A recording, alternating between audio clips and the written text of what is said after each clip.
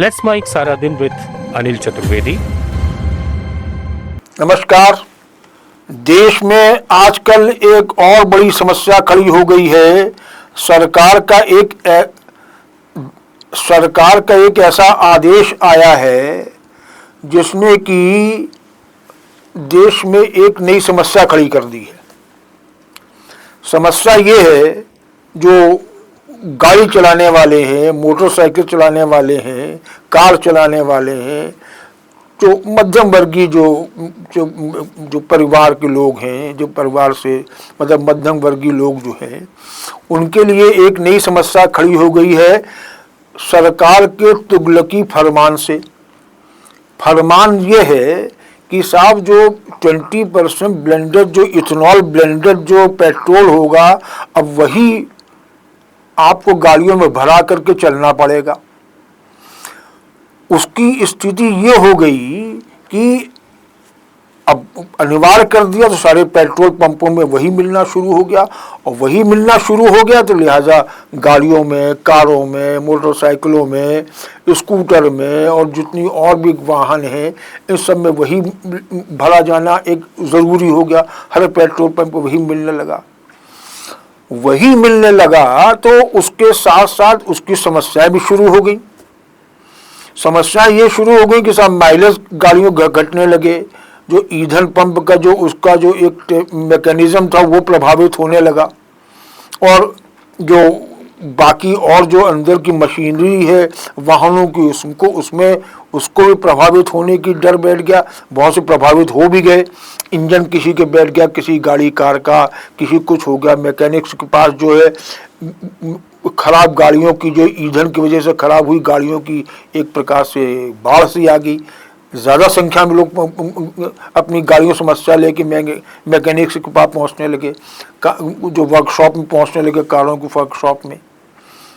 एक जो आवाज़ उठी, जो एक पूरे देश भर में जो एक असंतोष हुआ, उससे ये मांग भी उठने लगी कि साहब ये गलत हो रहा है, गलत हो रहा है।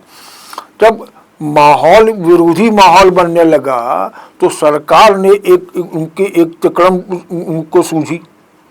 उन्होंने जितनी कार कंपनियां हैं, मारुति, टोयोटा, हुंडई, इन सब के जो टॉप ऑफिशियल्स हैं, उच्चाधिकारी जो इनके मैनेजर्स हैं, उनकी एक प्रेस कॉन्फ्रेंस करवा डाली, और उससे प्रेस कॉन्फ्रेंस करवा करके उनसे दावा करवा दिया कि साहब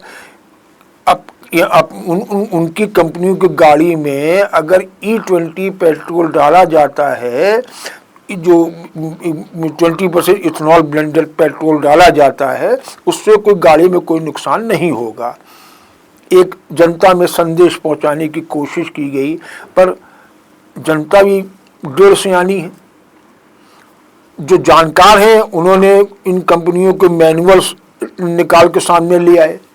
ये मैनुअल वो है, जब कार कोई खरीदने जाता है ग्राहक, तो उनको बकायदा जो लिटरेचर दिया जाता है, उसमें उस गाड़ी से संबंधित, उस कंपनी से संबंधित उनके सारी नॉर्म्स और सारे उसके मैकेनिज्म वो सब कुछ लिया जाता है, दिखा जाता है, उसमें शामिल रहता है, ताकि ग्राहक उसको पढ़े, उसको एक जानकारी जागरूक हो और उसी हिसाब से अपने गाड़ी को संचालित करें, चलाएं।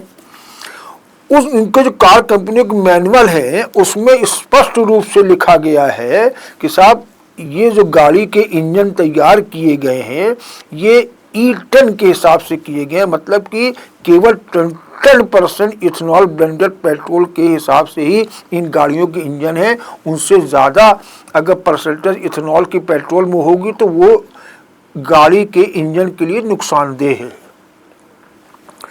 कंपनियों के मैनुअल ये सुझा रहे हैं। कंपनियों के जो डायरेक्टर हैं वो सरकार के दबाव में आके ये दावा कर रहे हैं कि साहब कोई दिक्कत नहीं, E20 बना सकते हो। अब समस्या क्या है कि जब और देखा गया, जब काफ़ी और गहराई में देखा गया, तो मालूम पड़ा कि साहब जो 2023 के आगे की गाड़ियां हैं वो तो ऐसी ही डिज़ाइन E20 ईंधन के हिसाब से डिज़ाइन की जा रही, तो उसमें कोई समस्या नहीं। उसमें आप E20 भी अगर आप इथेनॉल वाला पेट्रोल डालते हो तो कोई दिक्कत नहीं, इंजन में कुछ खराबी नहीं आएगी। पर 2023 के पहले की जितनी गाड़ियां हैं उसमें ये समस्या आएगी और आ रही है, और पेट्रोल माइलेज कम होने लगा है। क्यों? क्योंकि 2023 के पहले जो कि गाड़ियां जितनी डिज़ाइन की वो E10 के हिसाब से डिज़ाइन की गई, तो मूवमेंट E20 को कुछ था ही नहीं, पर आपने 2025-26 में E20 अनिवार्य कर दिया। 2023 से लेकर के 2025-26 का जो चालू वित्त वर्ष चल रहा है, इसके बीच में कितनी गाड़ियां बनी होंगी?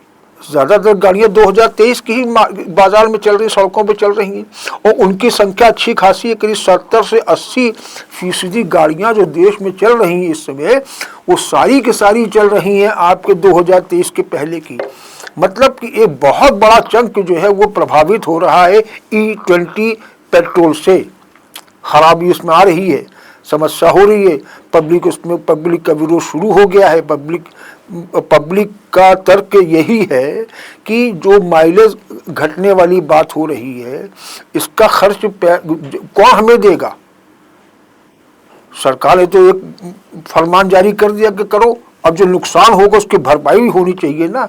तो देखा जाए तो ये एक जल्दबाजी में फैसला सही है। भाई सरकार का मानना ये है कि साहब इससे हमारी जो आयातित कीमत है उस पे नियम की जो आयात करना पड़ रहा है पेट्रोल की, उसको भारी भारी हमको विदेशी मुद्रा चुकानी पड़ रही है, हमारे जो विदेशी मुद्रा कोष पे दबाव पड़ रहा है, उससे उस माल की राहत मिलेगी। किसानों को फ़ायदा होगा क्योंकि इथेनॉल बनाने की जो एग्रो कृषि उत्पाद हैं वो उनकी खरीदारी से किसानों को फ़ायदा होगा। इथेनॉल ब्लेंडेड पेट्रोल ज़्यादा चलाने से पर्यावरण में भी जो पोल्यूशन की बात होती है, धुआं हुआ जो पेट्रोल का डीजल चलता है उसमें कमी आएगी, पर्यावरण साफ होगा। नियत ठीक है, पर उसको जो आपने लागू किया है वो गलत है। एक जल्दबाजी में लिया गया फैसला है। एक लगता कहीं ऐसा है कि कोई लॉबी है जिसने की ज़बरदस्ती सरकार पर प्रेशर डाल के ये नियम लेकर के उस लॉबी ने अपने को फ़ायदा पहुंचाने की एक कोशिश करी है ये नियम ला करके। जो लॉबी की बात अगर जहाँ तक आती है तो उसमें दो वजह सामने आती हैं कि आखिर ऐसा क्यों, सरकार की मंशा जो है और सरकार का जो दबाव है वो क्यों ऐसा हो रहा है। तो उसके पीछे दो कारण विशेष रूप से सामने आते हैं। एक तो ये कि सरकार ने कुछ साल पहले एक स्क्रैप पॉलिसी लागू करी है कि साहब 15-20 साल पुराने वाहन को आप स्क्रैप कराइए, ख़त्म तोड़फोड़ करिए, और उसमें जो सर्टिफिकेट मिले उससे हम नई गाड़ी लीजिए। और सड़कों पर कुल मिलाकर के नई गाड़ियां आएंगी तो पुरानी जो एक पोल्यूशन की बात होती, धुआं हुआ धक्कड़ की बात होती, वो ऐसा नहीं होगा, सड़कें साफ सुथरी होंगी और पर्यावरण भी अच्छा रहेगा। इसलिए 15 से 20 साल पुरानी गाड़ियों को स्क्रैप करके ख़त्म करी हटाइए और नई गाड़ियाँ लीजिए। और जो आप अपनी पुरानी गाड़ी बेचेंगे उसमें आपको कोई प्लस जो आपको रियायत दी जाएगी, आपको कुछ उसमें राहत दी जाएगी नई गाड़ी खरीदने में, ताकि आप नई गाड़ी खरीदने के लिए प्रोत्साहित होइए। ये एक स्क्रैप पॉलिसी अभी 2-3 साल पहले लागू की गई है। पर वो क्योंकि उस स्क्रैप पॉलिसी का सरकारी पॉलिसी है, लागू कर दी गई, जैसे कि E20 लागू किया गया, थोप दिया गया, पर उसमें न तो उसकी जागरूकता उसके बारे में फैलाई गई, न कोई इंसेंटिव जो है जो बताया गया कि मात्र जो 25% या 10% जितने बताए हैं वो उसमें इंसेंटिव वो भी बहुत अपर्याप्त है। क्योंकि जो गाड़ी 10-20 साल पुरानी गाड़ी जितने कॉस्ट में उसने ली है, ग्राहक ने खरीदी है, कार मालिक ने, जाहिर बात है उससे आज के रेट में तो बहुत फ़र्क आया है। तो आप अगर उस गाड़ी को स्क्रैप करते हो, ख़त्म करते हो, समाप्त करते हो, उसको कबाड़े में डलवा देते हो और उसके एवज में आप मात्र 25% आप उसका दे रहे हो, तो वो 25% आज की वही गाड़ी की जो कॉस्ट है उसमें एक ऊँट मुँह में जीरा है। कौन आज जो देश का जो कार मालिक है, वाहन मालिक है, मोटरसाइकिल मालिक है, क्या वो संपन्न है, संपन्न देशों की तरह का नागरिक है जो कि कुछ भी कर सकता है? वो एक चीज़, वो कार खरीदेगा लाइफ लॉन्ग सोच करके साहब बता जिंदगी में इसी कार से चलेंगे, ये सोच यहाँ अधिकांश भारतीय कार ओनर की है, वाहन ओनर की कह सकते हैं। आपने उसके ऊपर वो थोप दिया। जाहिर बात है कि आपने अवेयरनेस प्रॉपर उसकी नहीं रही, जागरूकता नहीं फैलाई, इंस्टीट्यूट पर्याप्त रहे, और जो आपका इंफ्रास्ट्रक्चर था वो पूरा नहीं रहा। आपने कुछ जगह जो है स्क्रैप वर्कशॉप इस्टेब्लिश करने की बात करी, वो कहीं हो नहीं पाए, और जहाँ वर्कशॉप इस्टेब्लिश करे सरकार की तरफ किए गए, उसमें फर्जीवाड़ा होने लगा। उसमें पता चला कि साहब आप कुछ पैसे दे करके आपको एक सर्टिफिकेट जारी कर दे रहे हैं, गाड़ियाँ भी चल रही हैं, इस पे सर्टिफिकेट जारी हो गया, उसका दुरुपयोग शुरू हो गया। इसके अलावा जो एक फॉर्मल स्क्रैप जो मार्केट है देश का, जिसमें कि आम वैसे भी जो राह में कई जगह पे ऐसे कबाड़ खाने आपको मिल जाएंगे जिसमें कि गाड़ियों के पुराने कल पुर्जे मिल जाएंगे, वो इफरात बहुत ज़्यादा संख्या में है। वहाँ पे वैसे ही वो सब काट छाट तोड़ फोड़ गाड़ियों को होती रहती है। तो आप अपने स्क्रैप जो उस वर्कशॉप में क्या तीर मार लेगी सरकार लेकर के, लिहाजा वो सफल हो नहीं पाई नीति। तो अब उस नीति के सफल न होने पर जो भी 2025 का जो एक तक देखा जाए, तो जहाँ पर कि एक तय लक्ष्य किया गया था कि साहब कितने करोड़ गाड़ियाँ अब तक हम स्क्रैप हो जानी चाहिए थी, उसमें से मुश्किल से कुछ लाख अभी तक स्क्रैप हो पाएंगे। लिहाजा आप अपने जो तय लक्ष्य से बहुत पीछे वो नीति स्क्रैप नीति चल रही है। एक प्रकार से फिलहाल तो अभी एक विफल ही मानी जा सकती है। तो आपने उसको गति देने के लिए एक ये रास्ता निकाला है, E20 ईंधन पेट्रोल का अनिवार्य करके, ताकि लोग बाग गाड़ी में वो भरवाएं, गाड़ी उनकी जल्दी खराब हो, और खराब हो तो फिर वो मजबूर हो जाए कि गाड़ी भैया या तो स्क्रैप करो और या फिर अपने घर बैठो, कुछ नहीं।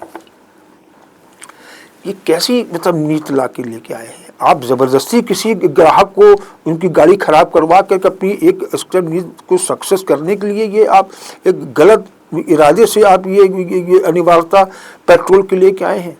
जबकि और देशों में देख लीजिए, ब्राज़ील है, अमेरिका है, वहाँ पे बाकायदा इसको एक इनके लिए इंसेंटिव दिया जाता है।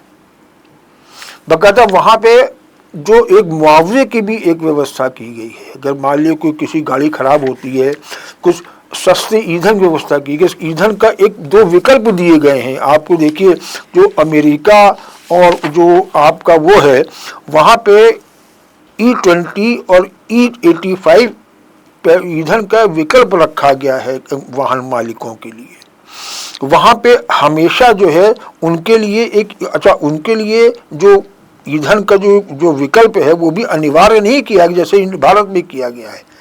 इसके अलावा वहाँ पे पुरानी गाड़ियों के लिए E10 और E0 का विकल्प मिलता है। भारत में कोई विकल्प नहीं है, केवल E20 लो, गाड़ी खराब करो, और नहीं कर सकते तो गाड़ी घर रखो, गाड़ी खड़ी कर दो अपने पास। ये तो ये जो एक तानाशाही जो आदेश चला करके कोई सी नीति की जबरन सफलता करने वाली जो एक सरकार जो पॉलिसी लागू करी है, अनिवार्यता लागू करी है ईंधन को लेकर के, ये भी जिस प्रकार से जो चल रहा है, जो इसके खिलाफ आवाज़ उठ रही है, उससे तो यही लगता है कि ये भी आगे जा करके ये भी विफल हो जानी है, या फिर इसकी भी कोई पब्लिक जो है कोई गली ऐसी निकालेगी जिसमें कि ये भी चीज़ें ज़्यादा सक्सेसफुल, ज़्यादा सफल नहीं होने वाली है। ऐसा दिखाई पड़ता है उनकी सरकार की मंशा, इरादा और पब्लिक की जो परेशानी। दूसरा जो कारण इसमें आता है, तो स्क्रैप पॉलिसी को जब जबरन सक्सेस बनाने के लक्ष्य पूरा करने की नियत के तहत ये लाने वाली बात समझ में आ रही है, दिखाई पड़ रही है। दूसरा जो है, जो केंद्रीय मंत्री जो परिवहन मंत्री हैं नितिन गडकरी, वो भी ये जो ईंधन लाने की जो एक अनिवार्यता के पीछे वो भी एक बहुत बड़ा कारण दिखाई पड़ रहे हैं। कारण क्या है कि नितिन गडकरी जो हैं वो हर जगह आजकल ये कह रहे हैं कि साहब E20 पेट्रोल कोई गड़बड़ नहीं, बिल्कुल सुरक्षित है, गाड़ियाँ सुरक्षित रहेंगी, उसमें कोई समस्या नहीं आएगी। हालांकि कहीं कहीं बीच में एक आध बार बोल भी दिया है उन्होंने कि इसमें कुछ माइलेज घट सकता है गाड़ियों का, पर ऐसी कोई समस्या नहीं है। देखा जाए कि वो एक प्रकार से अपने बेटों के व्यवसाय को प्रमोट करने की एक प्रकार से मार्केटिंग करते दिखाई पड़ रहे हैं, और उनको ऐसा दिखाई पड़ रहा है। हो सकता है कि इसमें वो नहीं, वो वाकई में कुछ उनके अच्छी नीयत हो, जो अच्छी बात कर रहे हैं, पर जो सामने दिखाई पड़ रहा वो ये दिखाई पड़ रहा है कि उनके दो बेटे हैं, दो बेटे जो उनके हैं वो, उनका जो नाम है, एक तो आपके निखिल गडकरी हैं और एक है सारंग गडकरी। ये दोनों ही बेटे जो हैं वो इथेनॉल उत्पादन के बिजनेस में लगे हुए हैं। इनकी दोनों की कंपनियां हैं। कैन एग्रो इंडस्ट्री इंफ्रास्ट्रक्चर एक है निखिल गडकरी की, और इनके जो सारंग गडकरी हैं वो मानस एग्रो इंडस्ट्री चलाते हैं। दोनों इथेनॉल उत्पादन में लगी हुई हैं। जाहिर बात है इथेनॉल उत्पादन का में लगी हुई है और इथेनॉल ही पेट्रोल में डाला जा रहा है और गाड़ियों की खपत के साथ इथेनॉल की मांग बढ़ रही है, तो इनकी कंपनियों को फायदा हो रहा है। स्थिति ये है कि जब से ये E20 का जो पेट्रोल की अनिवार्यता आई है, तब से इन दोनों की कंपनी का जो रेवेन्यू प्रॉफिट जो है उसमें एक ज़बरदस्त उछाल देखने को मिला है। जबकि जब इस पे एक गडकरी पे इस पे सवाल किए गए इसको लेकर के कि आपके बेटों की कंपनियों को लाभ पहुंचा है, आप उसी नीयत से लगाया, तो वो सफाई भी देते हैं। सफाई ये दे रहे हैं कि नहीं, बेटे तो अपना हिसाब करते हैं, वो अपने हिसाब से बिजनेस चलाते रहते हैं, उसमें कोई समस्या नहीं है। और उनके तो कंपनियों को हमारी इस जो E20 की अनिवार्यता के कारण जो उनको ज़्यादा लाभ नहीं पहुंचा है, केवल 0.5% के लाभ उनको हुआ है। अब ये बताओ कि पूरे देश में पेट्रोल की खपत की क्या मात्रा है, उस हिसाब से 0.5 भी कितने करोड़ हो जाते हैं। उनकी रेवेन्यू को जो उनकी रेवेन्यू स्टेटमेंट है उसमें आप देख ले कितना उछाल सामने चर्चा हो रही है इसकी लेकर के। तो ऐसे में उनका जो जवाब है वो एक प्रकार से आई वॉश वाली बात होती है। और फिर उनके एक जवाब और बड़ा गौरतलब है, वो ये कहते हैं कि हम अपने बेटों को आइडिया देते हैं, फ्रॉड नहीं करते हैं। जाहिर सी बात है, आपके आइडिया, आपके इशारे पर ही तो आपका परिवार आगे बढ़ेगा। आप मंत्री हो, कर्ता धर्ता हो, नीति निर्माता हो, आपको मालूम है कि हम सरकार अब कौन सी नीति लेने कहाँ जा रही है, कब जा रही है। आपने आज जो व्यवसायी होते हैं वो इसी का तो लाभ उठाते हैं कि उनको जो है वो सरकार के अंदर के सोर्सों से, सूत्रों से पता चला लेते हैं कि सरकार आगामी साल भर के अंदर या 6 महीने के अंदर कहाँ पे कौन सा प्रोजेक्ट लेके आ रही है, कौन सी योजना लेके आ रही है, तो उसको उसमें कितना लाभ की स्थिति है, कौन कहाँ हमको क्या कमाई का कहाँ हो सकता है, इसके साथ से 6 महीने पहले उनको जानकारी मिलने से वो उसी हिसाब से उस योजना के साथ अपने को ढालने लगते हैं ताकि योजना लागू हो और सीधे फायदा हम अपने लेना शुरू कर दें। तो वही तो आप कर रहे हो कि आप आइडिया दे रहे हो, फ्रॉड नहीं कर रहे। मतलब आपने तो, आप तो सरकार हो, आपने अगर आप अपने बेटा बेटी के परिजन किसी को भी एक हिंट दे दो कि साहब इस साल जो है E20 पेट्रोल अनिवार्य किया जाने वाला है, इतना इशारा काफ़ी है। बेटे तो तैयार उसी क्षेत्र में तो अपनी तैयारी कर लेंगे, ताकि तैयारी पूरी रखो, अनिवार्यता हुई, मांग बढ़ी और कमाई शुरू बेहिसाब। तो ये एक अच्छी सोच को लेकर, अच्छे विचार से ली गई जो E20 ईंधन की जो पॉलिसी है, नीति है, जो अनिवार्यता है, इरादा सही है, पर इसके पीछे जो कारण जो सामने अभी चर्चा जिसकी की गई है और जो जल्दबाजी के निर्णय है जिससे परेशानी आम जनता को, आम वाहन मालिक को हो रही है, इससे जो है उसमें इससे ये कहा जा सकता है कि सरकार की नीयत में खोट है। उसके इरादे अच्छे हैं पर उसकी नीयत में खोट है और ये खोट जो है आम जन पे भारी पड़ रही है। और ये भारी पड़ना ही जो है एक आगे विरोध भी हो सकता है। इसमें एक नई तमाम गलियां निकाली जा सकती हैं ताकि उनकी जो एक मंशा है, जो अच्छी मंशा है, उस पर एक प्रकार का बट्टा लग जाए, वो विफल हो जाए। वही स्क्रैप पॉलिसी के साथ हर्ष हो रहा है। और नितिन गडकरी जो एक मार्केटिंग एग्जीक्यूटिव बन गए अपने परिवार के लिए, उनके भी आगे चल के यही स्थिति होनी कि उनको एक और उनकी एक नीति जो उनका एक निर्णय जो है वो विफल होने वाला है, ये स्थिति बन रही है।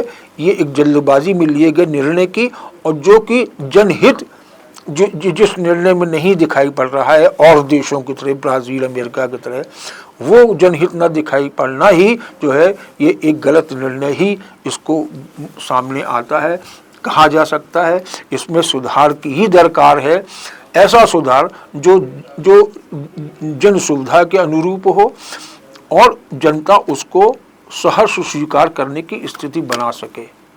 ये इसमें आज की आवश्यकता है, न कि तुगलकी फरमान जारी करके जबरन कोई चीज़ जनता पर थोपने की ज़रूरत है। ये गलत बिल्कुल तरीका है, इसको नहीं होना चाहिए। यही देश हित में भी है, जनहित में भी है। नमस्कार। आप सुन रहे थे let's mind more than radio. Follow कीजिए हमें हमारे सोशल मीडिया प्लेटफॉर्म्स पर।